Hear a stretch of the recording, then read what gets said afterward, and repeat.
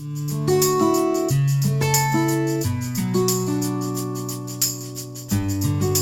noite. Vamos lá então, gastar o nosso tempinho precioso, estudando um pouquinho da palavra do nosso Deus, seguindo aí os nossos estudos, proposto pelo livro do Paul Tripp, Você Acredita? Obrigado. Isaías capítulo 6, Denison leu verso 3, nós vamos ler de 1 a 5. Isaías capítulo 6, versículos de 1 a 5.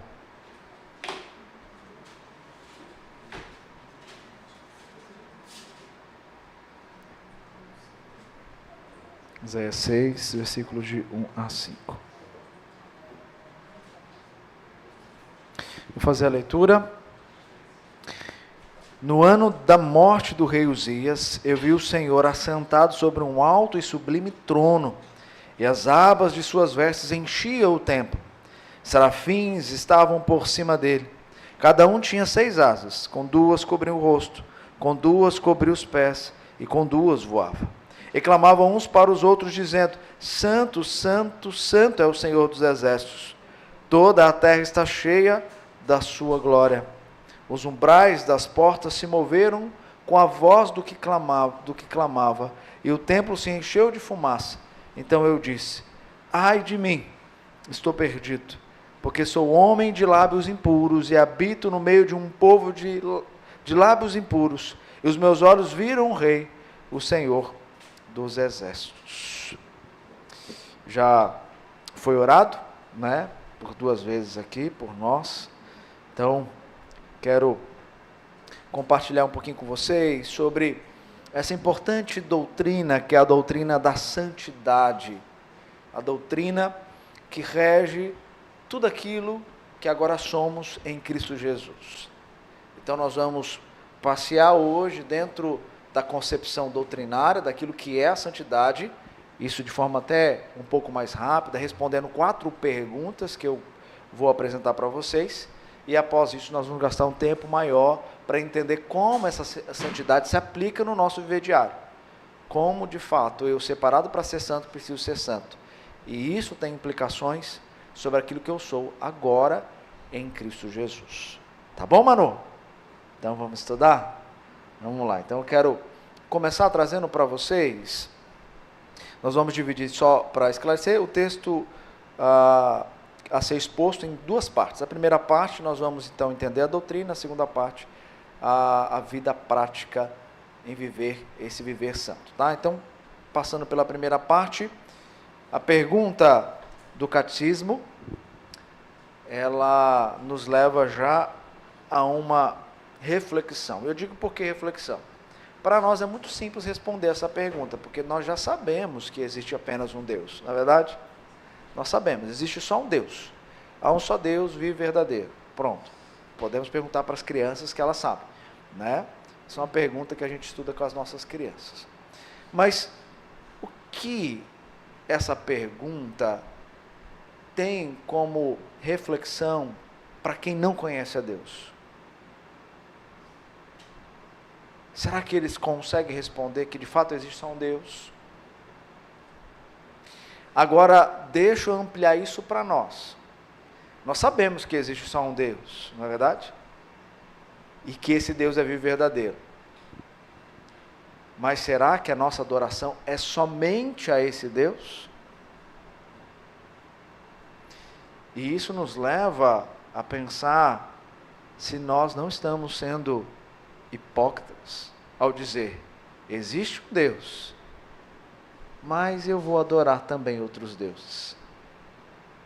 O que Isaías está vendo aqui é a contemplação daquilo que os anjos puderam revelar a respeito da adoração a um Deus vivo e verdadeiro. E veja que o chamado dele nasce dessa adoração, do reconhecimento que de fato Deus, ele é um só. Mas no chamado dele, já foi explicado pelo próprio Deus, que ele ia falar e o povo iria aceitar? Não. o povo do próprio Deus iria adorá-lo? Não, já não estava adorando. Isaías era só apenas um profeta chamado para revelar aonde estava a adoração desse povo. Então perceba que muitas vezes nós achamos que cremos em Deus sem viver para Ele. A santidade me faz enxergar não só que existe apenas um Deus e que esse Deus é santo, mas que esse Deus é o meu Deus e o único que eu devo adorá-lo. Mas como eu vou adorá-lo? Como eu vou expressar esse culto a Ele? Então nós precisamos aprofundar. Então perceba que a pergunta é fácil, a resposta é simples, mas a prática não é a realidade. Entendendo? A confissão de fé, onde nasce essa pergunta para, de forma didática, nos ajudar a ter essa consciência doutrinária, ela vai expandir um pouco mais essa definição, e eu coloco aqui na tela para vocês. Existe só um Deus, vivo e verdadeiro. Ele é infinito em ser e perfeição, em seu ser e perfeição, um espírito puríssimo. Deus é santo em todos os seus propósitos, em todas as suas obras, em todos os seus preceitos. A Ele são devidos quaisquer adoração, serviço e obediência que lhe aprouver exigir de anjos, de pessoas e de todas as demais criaturas. O que a nossa confissão está expandindo para nós à luz da resposta que nós tivemos do catecismo? 3 elementos que nós podemos destacar. Primeiro, só existe um Deus. Ele é vivo e verdadeiro. Não é um Deus que criou e deixou as coisas acontecendo, né, no nosso mundo. Não é um Deus que apenas se revela na natureza. É um Deus que se revela também em nós e por cima e acima de tudo na sua palavra. É um Deus que diz que Ele está conosco em todo o tempo. Esse é o Deus vivo e verdadeiro. Segundo, que esse Deus, Ele é santo em tudo. A confissão disse que Ele é santo em tudo. Não é uma parte. Ele é a própria santidade. A essência dele é santidade. Ele é santo em tudo, propósito, obras e mandamentos. E terceiro, que a santidade não é apenas um atributo de Deus, é a sua essência. Não é apenas um atributo, mas é a sua essência. Diante, então, dessa verdade, nós passamos a levantar 4 perguntas e respondê-las aqui, tentando aprofundar um pouco mais essa doutrina da santidade de Deus. Então, a primeira pergunta que eu quero colocar para vocês é: todos conseguirão conhecer e compreender a santidade de Deus? Ele é santo, isso está na sua essência, mas todos conseguem compreender que santidade é essa? Antes da queda? Sim. Depois da queda? Mas qual é o problema? Qual é o problema que tira de nós a visão do Deus Criador que é santo? O pecado. Então o pecado, ele nos deixou espiritualmente cegos. Com a entrada do pecado, a gente passou a enxergar a realidade não mais de um Deus que deve ser adorado, mas é uma realidade que nós iremos agora enxergar, se Deus quiser que nós passamos a enxergar. Porque, diante do problema, a única solução dada por Deus para uma visão dele mesmo é Ele abrir os olhos do nosso coração. A visão além do alcance está para nós nas Escrituras. Mas quem vai fazer eu compreender as Escrituras? e aplicar em mim essas verdades para enxergar o Deus que se revela nas Escrituras? O Espírito Santo de Deus. E veja como Deus, Ele preparou todas as coisas para esse ato de revelar aos seus quem Ele é. Ele não vai revelar a todos, somente para aqueles que Ele escolheu, antes mesmo de criar todas as coisas. Mas aqueles a quem Ele escolheu, Ele fez um projeto, um plano perfeito para que isso pudesse se tornar uma realidade. Como você foi salvo? Através de um sacrifício. O pecado entrou no mundo. Deus separou o esmagador da serpente para ser aquele que viria para de fato resolver o problema do pecado, e na cruz do Calvário derramou o sangue. E esse sangue agora remidou, ele está disponível para todos aqueles que o Pai vai escolher. E quem o Pai escolhe? O Espírito Santo habita, e esse passa a ser revelado a ele, porque os olhos do coração agora não tem mais escamas. Agora eu posso enxergar, agora eu posso entender, eu posso ler a Bíblia e ver que de fato o Deus da Bíblia é vivo e verdadeiro. Além de tudo, Ele é santo. Então a única forma de nós enxergarmos e sabermos quem Deus é sendo chamado por Ele a ser com Ele uma só carne. Somente assim. Por isso, todos conseguirão compreender que Deus é santo? Não. Por mais que você pregue a palavra, por mais que você ensine a palavra, nem todos vão compreender a santidade de Deus. Mas aqueles que professam Cristo como Salvador, esses não apenas precisam conhecer, mas eles são chamados para viver. E nós vamos ver isso na nossa segunda parte. Então, respondendo essa primeira pergunta, o problema foi o pecado, mas a solução foi dada pelo próprio Cristo, através da habitação do Espírito e nos fazendo enxergar toda a obra dele. E veja que no texto que lemos, Isaías viu essa realidade.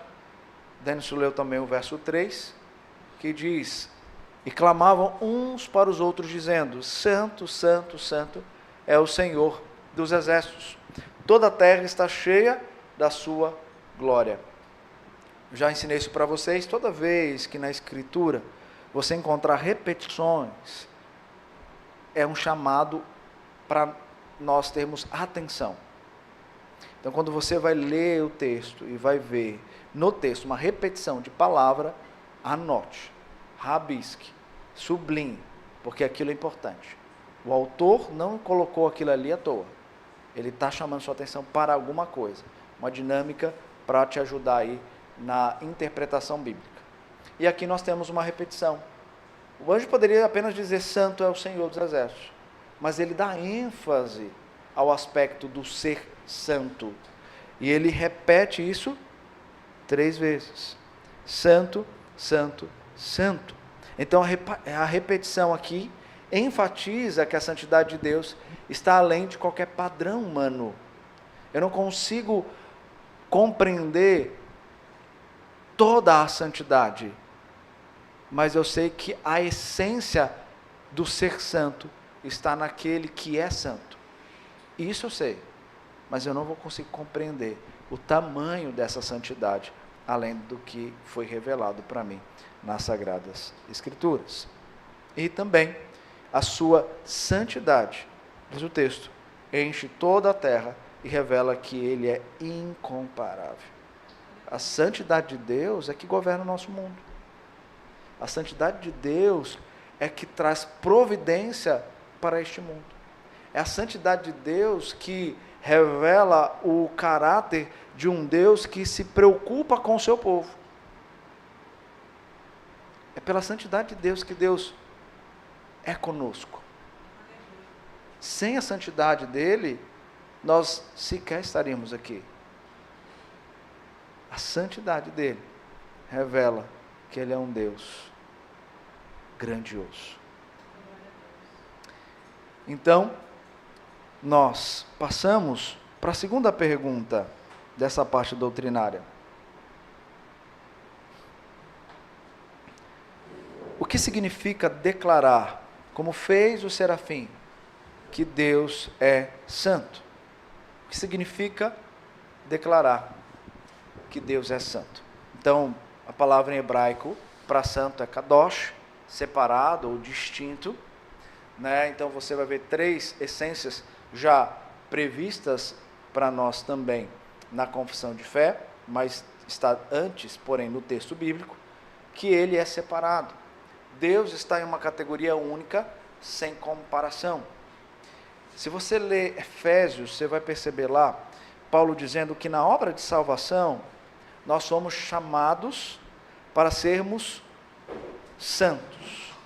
Em Colossenses, o texto vai dizer que nós não só fomos chamados para sermos santos, mas nós já somos santos.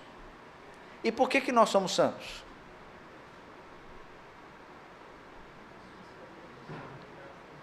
Porque nós somos separados na obra de Cristo e recebemos de Cristo a declaração que somos santos, por meio da sua justificação.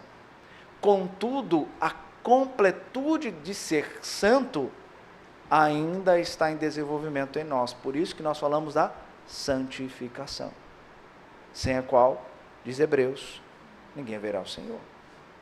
Então, nós já somos santos. A partir da obra de salvação e da justificação, nós já somos santos. Mas nós precisamos compreender o viver santo. E é isso que nós precisamos, à medida do conhecimento de Deus, fazer isso. Por isso que toda a Escritura ela sempre vai dizer que nós somos um povo distinto do ímpio. Nós somos um povo totalmente diferente, ou deveríamos ser totalmente diferente do ímpio. Não é à toa que a Escritura vai, desde Gênesis capítulo 3, revelar para nós a separação entre a descendência da serpente e os descendentes daquele que Cristo morreu para salvar. Desde o Antigo Testamento, desde Gênesis 3,15, desde a entrada do pecado, Deus mostra a separação entre um povo e o outro povo. A descendência de Caim e a descendência de... Depois de Abel, Abel morreu. Quem substituiu? Antes. 7.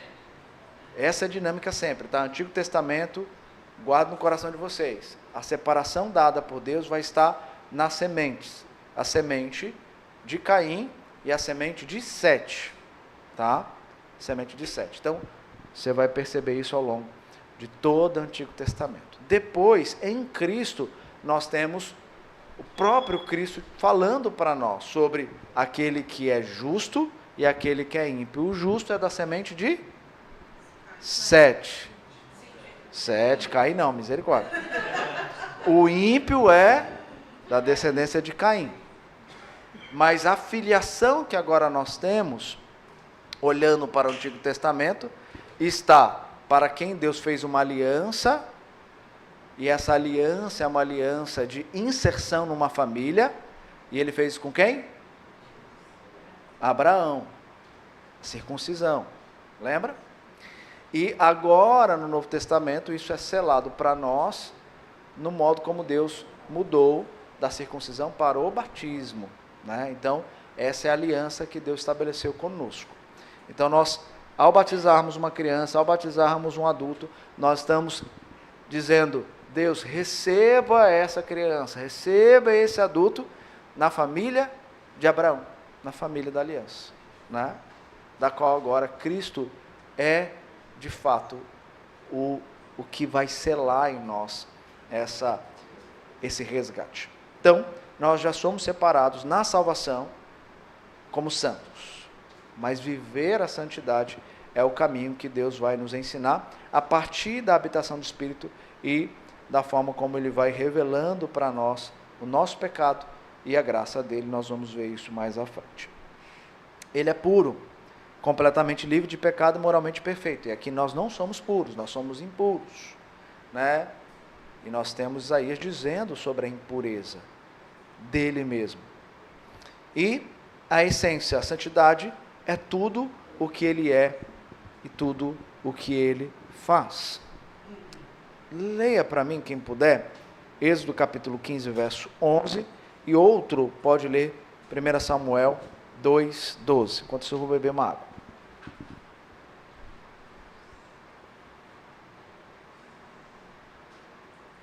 Quem entre os deuses é semelhante a ti, Senhor? Quem é semelhante a ti? Majestoso em santidade, terrível em feitos gloriosos, autor de maravilhas? Quem é semelhante a esse Deus? Ninguém é semelhante a ele.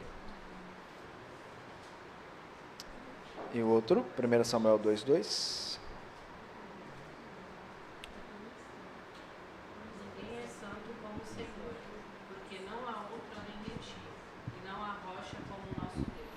Então ele é santo em sua justiça, amor, misericórdia, poder, sabedoria, paciência, graça, fidelidade, compaixão. Em todos esses atributos e essas virtudes, das quais ele inclusive nos comunica, ele é santo. E sua santidade molda cada atributo e cada ação que chega para nós vivenciarmos. Tá?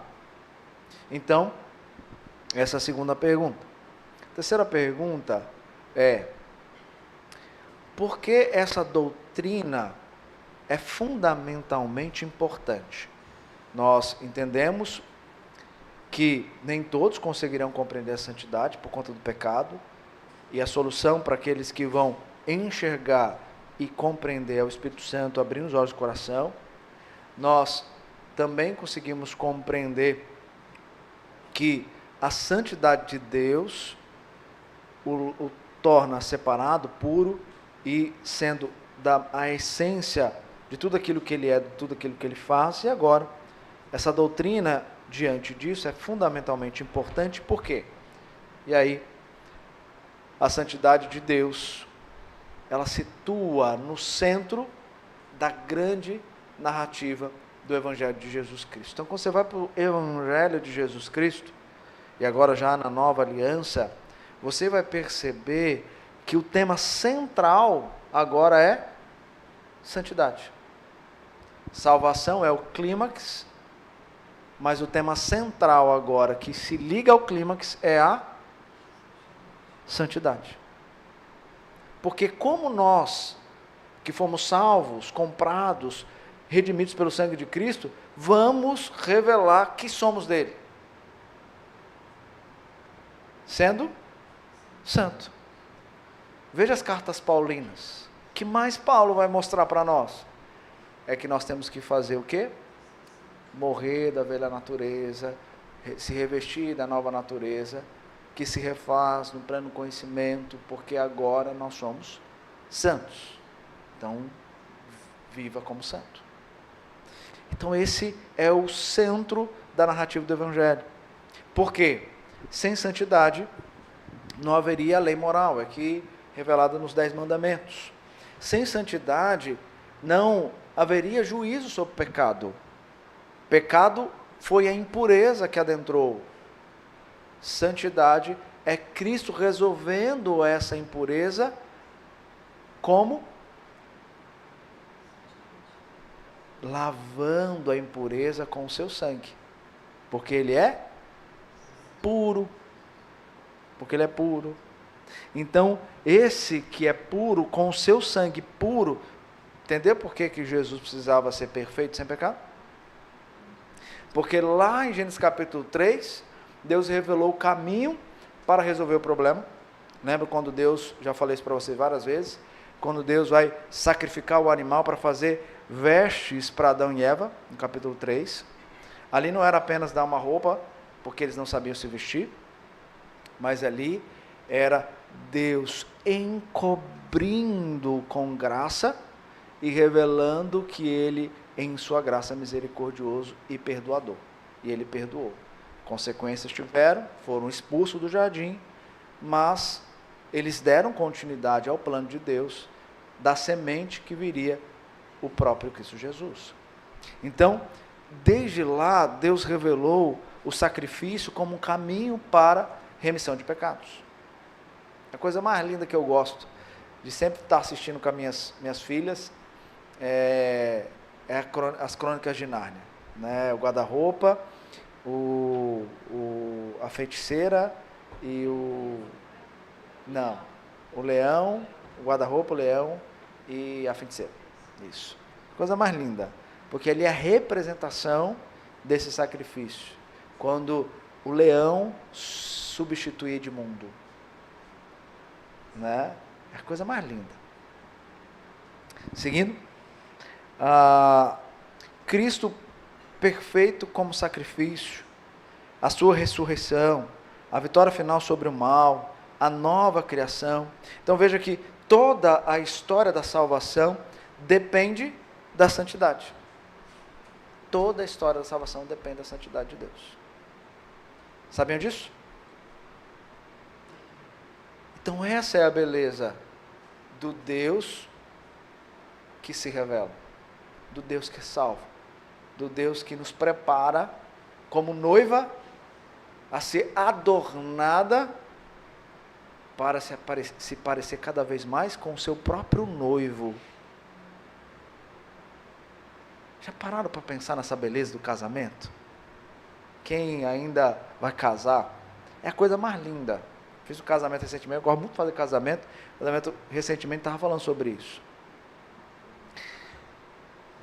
Deus, Ele escolhe o casamento como modelo, mesmo que seja imperfeito, porque são dois pecadores, para representar para a humanidade, para os ímpios, para representar que ainda existirá uma união mais bonita do que a sua, e essa união, ela é santa, ela é perfeita, é a união do noivo com a sua noiva. Contudo, a preparação da noiva é a preparação para que ela esteja bela diante do Senhor, e a beleza que ela vai transparecer é a ser mais parecida com Cristo Jesus, e isso só pode acontecer através da santidade. Entendeu? O teu casamento precisa revelar santidade, porque ele é o chamado que Deus deu para vocês, para mostrar para o mundo que existe um casamento perfeito, e esse casamento perfeito é do Cristo com a sua igreja, é de Cristo conosco. Vou fazer o casamento de vocês, viu, Halley e Patrícia? Lá nós vamos falar sobre isso, enfatizar isso. Viu? Já comprou minha passagem?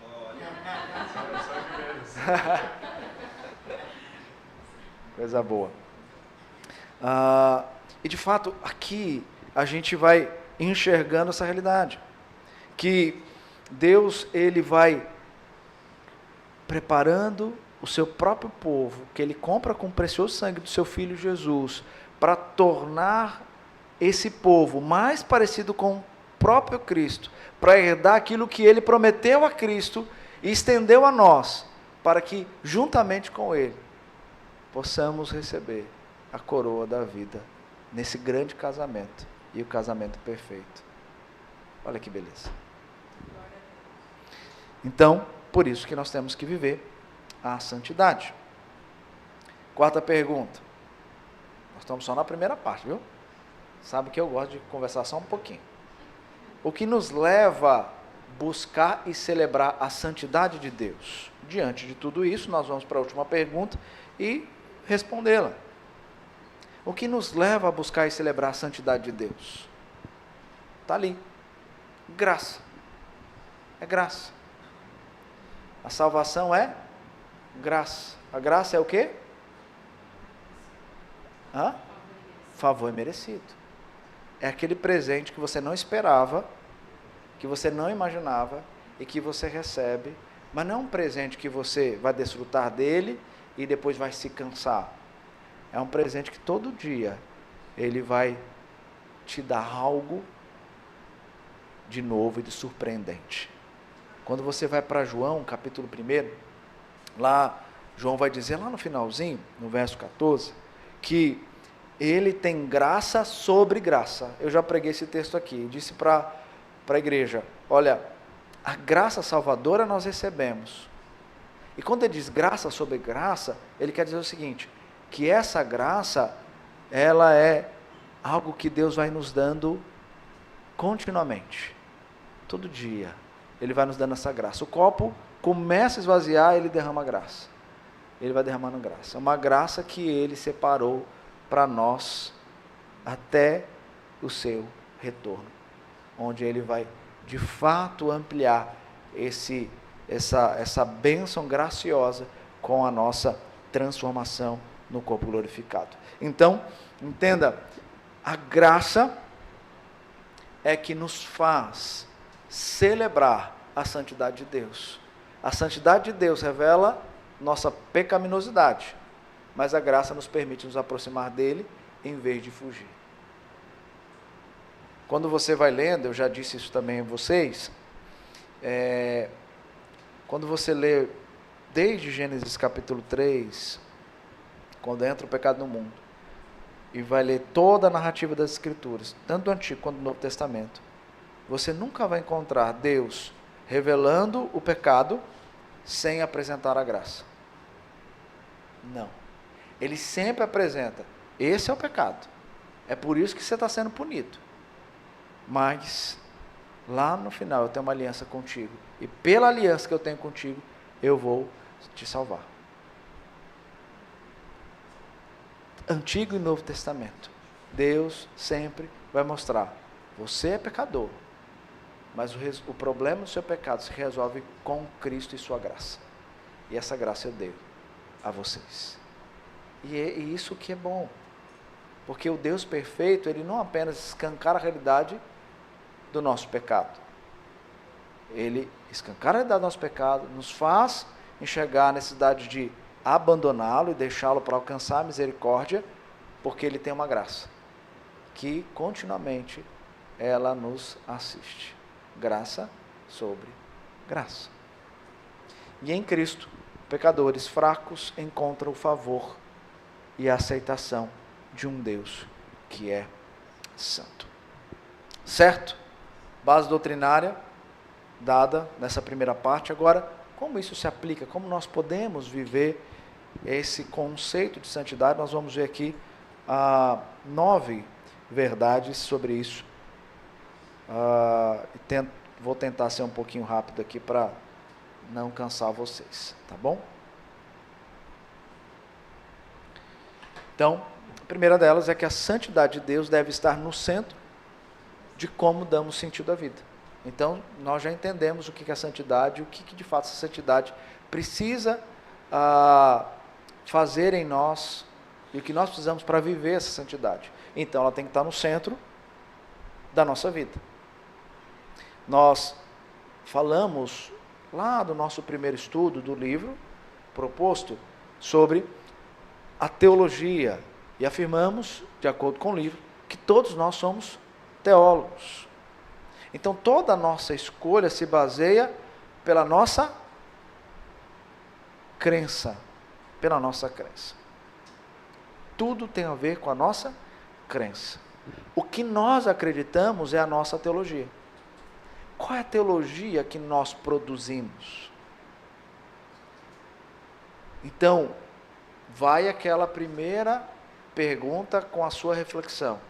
Se eu sei que Deus, Ele é um e vive verdadeiro, por que eu tenho no meu coração outros deuses que eu gosto de adorá-los?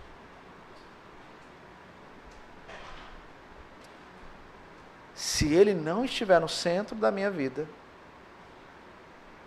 outra adoração vai ser ali compartilhada. Por quê? Porque nós somos feitos para adorar. Se não estivermos adorando a Deus, nós estamos adorando outra coisa. E cada um sabe qual é a sua adoração, qual é o seu ídolo. E tudo isso passa pela nossa teologia e pela nossa crença. Por isso que quanto mais nós conhecemos a verdade de Deus, mais nós passamos a viver, ou vivê-la, né? Mais nós passamos a vivê-la. Então nós temos que conhecer a verdade para viver a verdade.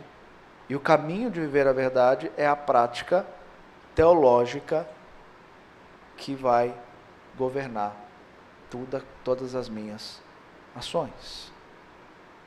Outra coisa, a visão de Isaías 6 mostra que a santidade de Deus deve estar no centro de nossa compreensão da vida. A santidade nos dá identidade, propósito e direção. No curso de aconselhamento eu disse, que o ser humano que está com seus problemas na alma, ele está por conta de uma falsa crença e também porque ele não compreendeu a realidade propositiva da sua vida. Eu disse, pergunte a alguém que está com depressão, ansiedade, síndrome do pânico. Pergunte se essa pessoa, ela sabe qual é o propósito existencial dela. Ela não vai saber. Ela não vai lembrar. Por quê? Porque a falsa crença está substituindo a crença verdadeira. Se a santidade revela o meu propósito, logo tem problema aonde? Na santidade. E se tem problema na santidade, quem está dominando? A carne. E quem eu estou adorando? Outro. Deus. De letra minúscula. Que não é o Deus verdadeiro. Entendeu a dinâmica? Então, isso a gente precisa pensar. Eu vou propor, viu, Danilo? Eu vou propor para, ao terminar essa série de estudos, acho que só ano que vem, né? Ou antes disso a gente faz alguma coisa. Eu quero falar um pouquinho sobre tempo e sono. Tá bom? Tempo e sono. Fica a dica. Tá? Tem gente que está dormindo muito tarde e não está sabendo administrar o tempo. E Deus revela para nós que nós somos mordomos do tempo. E não, é para quem está com o olhinho fechado. É para quem está com o olhinho fechado. Né? A santidade, então, nos dá essa identidade, propósito e direção. Ela traz temor e descanso ao mesmo tempo, revelando quem Deus é e quem nós somos. Então veja que, quando eu entendo quem Deus é e quem eu sou, porque isso revela meu propósito, logo o que vai acontecer? Eu vou me desesperar? Não.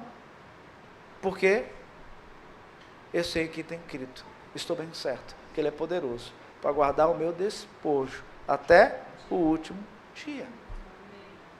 Então nele há descanso. Só que eu só vou compreender o descanso se eu compreender quem Deus é. Entendeu? Rafa, não era você não, viu, filho? Não era você não, você está bem acordadinho aqui, estou prestando atenção. Fica tranquilo. Vamos lá.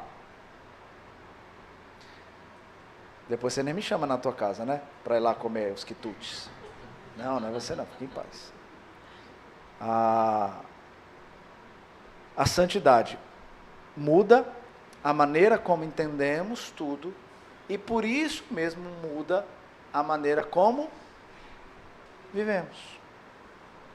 Então, se o cerne da nossa vida é a santidade, logo é na santidade que eu vou encontrar propósito, sentido e vou por ela saber como viver. Mas ela só vai estar revelada para mim aonde? Na palavra de Deus. Palavra de Deus. Vamos lá. É só o primeiro, tá, gente? São 9. Quer que eu pare um pouquinho para lavar o rostinho e tal? Não quer? Gabriel, quer que eu pare um pouquinho para lavar o rostinho? Está em paz? Vamos lá. Vocês estão cansados de mim já, eu acho que é isso. A santidade de Deus oferece o único meio confiável de conhecermos a nós mesmos. Isaías, diante da santidade de Deus, reconhece que ele é impuro. Ele diz, no verso 4 e 5, os umbrais das portas se moveram com a voz do que clamava, e o templo se encheu de fumaça. Então disse, ai de mim, eu estou perdido. Veja que é uma afirmação, porque eu sou homem de lábios impuros, mas eu também habito no meio de um povo de lábios impuros, e os meus olhos estão vendo o rei, o Senhor dos Exércitos. Ou seja, eu não mereço ver o rei, eu não mereço ver o Senhor dos Exércitos, porque eu sou um impuro, assim como esse povo é impuro. Mas Deus quis revelar a mim, mesmo assim. Por isso que depois o anjo vai com a brasa tocar a boca dele. Então, Isaías entendeu a santidade de Deus e reconheceu quem ele era quando ela foi escancarada para ele. Quando a santidade de Deus era escancarada para nós, nós precisamos saber quem nós somos. Só na presença de Deus entendemos nossa condição, porque nós somos criados para Ele, mas nós sabemos também que nós herdamos o pecado dos nossos primeiros pais. Sem isso, pensamos ser mais justos e autossuficientes do que realmente somos. Ou seja, sem a realidade da santidade de Deus, nós vamos nos revelar em nosso orgulho e em nosso egoísmo como pessoas autossuficientes, como pessoas que não vivem a vida teocêntrica, mas vivem uma vida antropocêntrica. Bonita, né? A teologia, quando você fala os nomes assim bonitos, é legal, né? Nós temos que viver de forma teorreferente. Não vou gastar não. A expressão homem de lábios impuros é uma maneira de sintetizar depravação total. A santidade expõe nosso pecado e nos mostra a necessidade daquilo que Ele nos oferta, que é a graça. Vamos lá, 3. Vou correr então. A santidade de Deus nos confronta com a pecaminosidade do pecado. O pecado engana, se apresenta como prazeroso e até somos capazes de minimizar ou de negar depois de cometido. Também lá no aconselhamento eu falei muito da questão do desejo. Amanhã eu acho que eu vou, no sermão, falar sobre a espiral descendente, quando nós formos conversar com vocês sobre as duas sabedorias, a sabedoria terrena e a sabedoria do alto. E ali Tiago ele vai mostrando a sabedoria terrena de uma maneira descendente. E aí ele vai adjetivar de uma maneira muito dura. Se você sabe do texto, você vai lembrar disso. E amanhã nós vamos conversar e vamos mostrar como essa espiral descendente, que é a sabedoria terrena, ela é destruidora. E ela nasce de algo que depois, no capítulo 4, o capítulo seguinte, que é o texto seguinte, ele vai mostrar que aonde nasce isso? Lá no verso 1, quando ele vai dizer que nasce da cobiça. E a cobiça é um desejo que nós temos. Deus deu para nós desejo. E o desejo é para quê? Qual é a finalidade do desejo que Deus deu? Adorá-lo. A finalidade é adorá-lo. Então, quando nós não estamos adorando a Ele, o nosso desejo está buscando outro ser para ser adorado. E aí que nasce o problema, quando eu desejo prazeres que são momentâneos, mas que os meus olhos se encantam e quer se saciar deles, e quer experimentá-lo, e quer de fato, pela apresentação que é dada a nós, ser para nós um objeto a ser adorado. E aí vem a impureza, né? Hoje, não só hoje, né? Mas se você fizer uma pesquisa, isso é fato, né? Nós temos já várias pesquisas apontando para isso. Na igreja, pasma, na igreja, praticamente 98% são dados os homens e as mulheres à pornografia. A pornografia. É assustador. E as mulheres não estão fora dessa porcentagem. A busca pelo sentir me faz evidenciar um desejo que busca uma sensação rápida. E muitas das vezes, o resultado da pornografia é apenas para instigar em mim uma sensação rápida, de um prazer rápido, conduzido pelo estágio após aquilo que eu vejo, e aquela sensação traz para mim, muitas das vezes, esse elemento que eu busco de fuga. Muitas, inclusive mulheres, elas não praticam porque elas querem, mas elas fazem porque encontraram o objeto do prazer nisso. Como muitos encontram na bebida, encontram em jogatinas, em coisas assim. Por quê? Porque nasceu no desejo cobiçoso para alimentar algo que Deus não está sendo a satisfação daquele que busca cobiçar fora as coisas que não vêm de Deus. Entendeu? E aí a graça está para todos, inclusive para aquele que é e que tem problemas nessa área. E ele pode transformar, ele pode de fato mudar, e há solução sim em Cristo para aqueles que enfrentam esse problema. Ok? Quem não veio ainda, agora não dá para vir mais, né? No curso de aconselhamento bíblico, que lá nós vamos falar muito sobre isso. Inclusive no ano que vem nós vamos ter as aulas práticas, nós vamos ter uma aula só sobre essa espiral descendente que leva a situações da sexualidade. Vamos lá. O pecado, a gente já falou, a maior gravidade do pecado é a sua verticalidade. Por quê? Lembra lá, a gente mostrou isso também lá no curso de aconselhamento, que quando Adão ele peca e Deus chama Adão com a pergunta, e veja, aquela pergunta não é porque Deus não sabia que ele havia cometido o pecado comendo do fruto. A pergunta é a pergunta do exame. É assim que Deus revela o nosso pecado. Ele faz pergunta para nós. Então, essa pergunta foi justamente para escancarar o pecado. Mas o que Adão fez? E Eva posteriormente também fez. Eles fizeram o quê? O homem, a mulher que tu me deste. A mulher foi a serpente. Ou seja, o problema é contigo. Se eu não tivesse criado a serpente, não teria problema. Logo, se eu não tivesse criado a mulher, também não teria problema. Então, o problema é Deus. Então, todo o pecado é contra Deus. Lembra Davi? Eu não coloquei ali, acho que não. Coloquei, 51:4.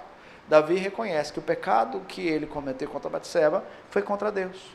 Tanto que na confissão de pecado que ele traz para nós, registrado ali no Salmo 51, pequei contra ti somente fiz o que é mal perante os teus olhos.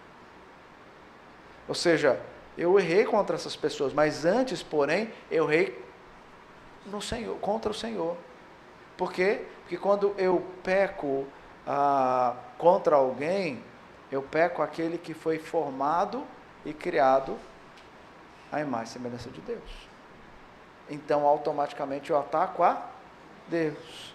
Então, o pecado, ele tem a sua gravidade na verticalidade, que todo pecado é contra Deus. Somente veremos o nosso pecado pelo que ele é, quando ficarmos como Isaías diante do santo que está sentado no trono e nos maravilharmos com a sua santidade.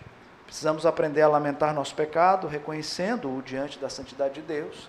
Sem ver a santidade, minimizamos a seriedade do pecado. Então, sem paz e sem santificação, o texto vai dizer, ninguém verá a Deus. Está lá em Hebreus capítulo 12. Quarto, a santidade de Deus deve ser a busca maior de nossa vida. O chamado bíblico é sede santos, porque eu sou santo. A santidade deve ser o propósito maior da vida cristã, acima de prazeres, conforto ou sucesso humano. Ou seja, o meu desejo dado por Deus tem que ser desejar a sua santidade, ser parecido com Cristo Jesus. Logo, quando isso acontece, o casamento, a criação de filhos, a sexualidade, as finanças, a vocação, todos eles vão revelar santidade. Todos eles vão revelar santidade.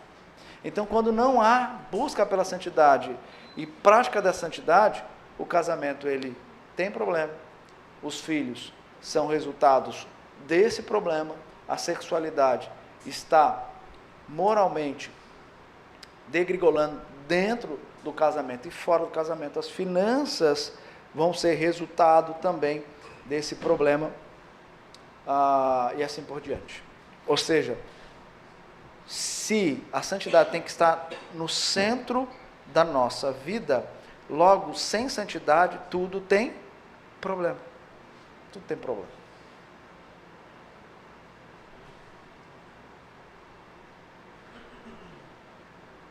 Quinto, a glória da santidade de Deus nos impede a nos entregarmos à sua missão, a glória da santidade de Deus nos impele a nos entregarmos à sua missão de graça redentora. Ou seja, Isaías no texto vai dizer, Senhor, estou pronto, eis-me aqui, envia-me a mim. Então, essa santidade me leva ao cumprimento da missão, essa santidade vai me levar a querer não apenas ser a luz que eu fui chamado para brilhar neste mundo caído, mas também revelar que luz é essa que habita em mim.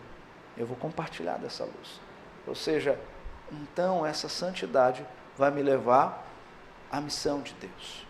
E a igreja é chamada a ser participante, não apenas consumidora daquilo que é dado, mas ela recebe e vive na prática aquilo que é o ensinamento dado por Deus.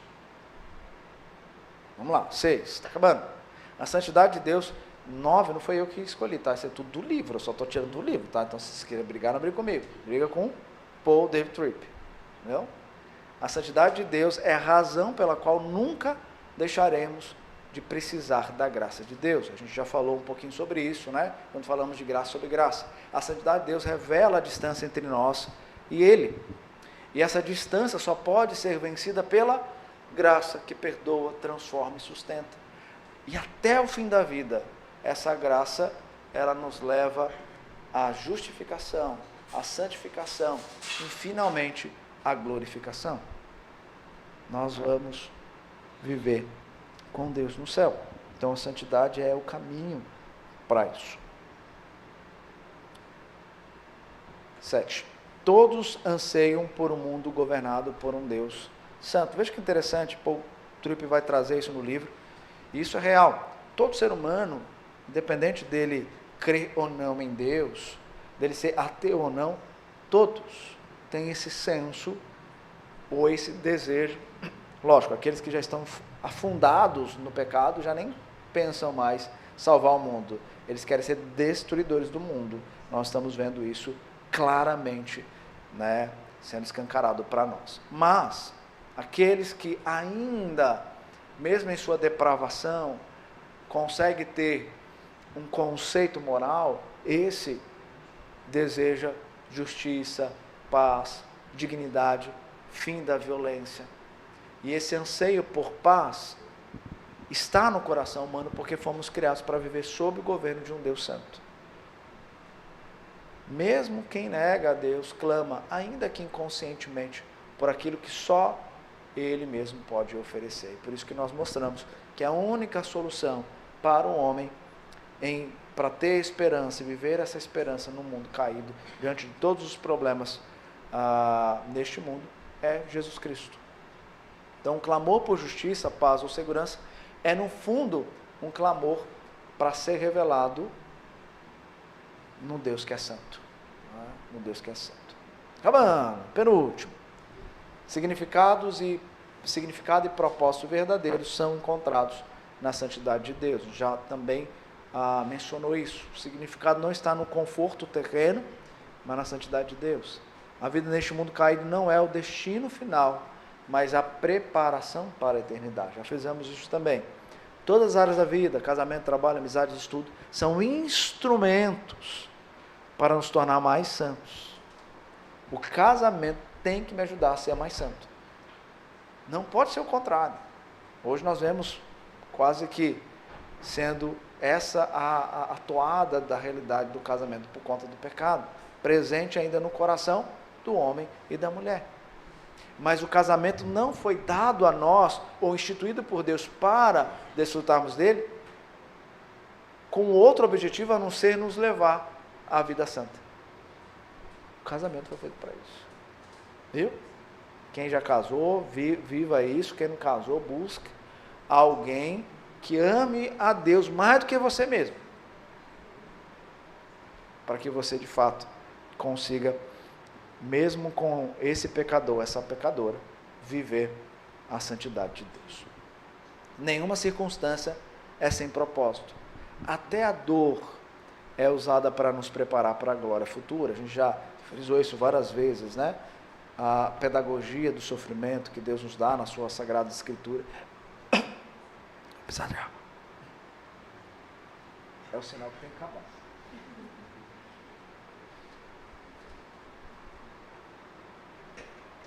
Revelar a necessidade de buscarmos aprender no sofrimento o viver santo, porque é ali que é revelado a nossa fragilidade, né? No sofrimento que é revelada a nossa fragilidade. Por fim, a santidade é o propósito de todo o estudo bíblico teológico. Então, em resumo do que a gente tem apresentado até aqui, a santidade é isso, é o propósito de tudo que estudamos e de tudo que produzimos em nossa teologia. A razão última pela qual os seres humanos têm habilidades racionais e de comunicação é para que possamos conhecer a Deus e ter comunhão com Ele. A palavra de Deus não visa apenas informação, mas transformação. E seu propósito é nos tornar santos, à semelhança de Deus, semelhança do seu Filho Jesus. O estudo da Bíblia e da teologia não é um fim em si mesmo, mas meio de santificação. A gente falou isso lá no nosso primeiro estudo. Por isso, Pedro vai dizer, sede santos, porque eu sou santo. É o alvo do estudo do ensino das Escrituras, o viver santo, conhecendo a Deus, para viver a santidade que Ele mesmo oferta a nós. Por isso, podemos concluir, então, que a santidade de Deus é absoluta e transformadora, e ela expõe nossa condição, revela a gravidade do pecado, desperta o anseio por um mundo justo, dá propósito à vida, fundamenta nosso estudo da palavra e nos prepara para a eternidade. Toda a vida cristã, missão, estudo, trabalho, relacionamentos, converge para um só alvo, tornar-nos santos como Ele é santo. E nós, como igreja, precisamos ajudar nisso. Todos nós temos as nossas lutas, as nossas dificuldades. Todos nós, queridos. Eu não me incluo fora dessa lista. Eu estou nessa lista. Talvez como o maior dos pecadores. Porque, na medida que mais nós conhecemos a Deus, mais nós temos que revelar a santidade, porque a santidade vem do conhecimento. E se isso não estiver acontecendo, a minha falha, a cobrança de Deus pela minha falha é muito maior. Lembra o que Tiago vai dizer? Eu vou mencionar isso também. Lá no capítulo 3, verso 1. Olha, não busque ser mestres. Porque se buscar ser mestre, o negócio vai ser mais pesado para vocês. Né? E de fato é isso. Mas nós somos a igreja, comprada e redimida pelo sangue do Cordeiro. Imperfeitos, vivendo para viver o perfeito. Mas nós só vamos conseguir viver mais próximo daquilo que é perfeito se nós, como família, nos ajudarmos. Sem isso a gente não vai conseguir. Por isso, vamos nos ajudar, não julgar, mas se apresentar para ser esse braço estendido, esse instrumento vivo dessa igreja que é o organismo vivo da qual Cristo é o cabeça e nos chamou para que cada membro possa viver essa santidade, esse propósito de vida. E eu só consigo com vocês, e vocês só conseguem vivendo a igreja. Não porque o Espírito Santo não quer, mas é que a igreja nos ajuda a reconhecer. Quando nós estamos distantes, nós precisamos voltar. É ela que vai fazer isso conosco, usando a palavra para esse fim.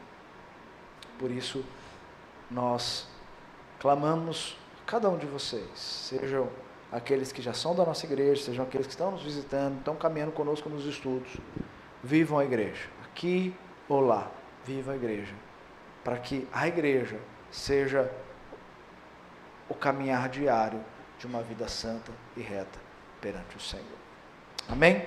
Muito obrigado por nos acompanhar até o final deste vídeo. Para receber mais reflexões e ficar por dentro dos próximos conteúdos, te convidamos a seguir as nossas redes sociais que estão na descrição. Alguns vídeos aparecerão na tela caso queira continuar nos assistindo.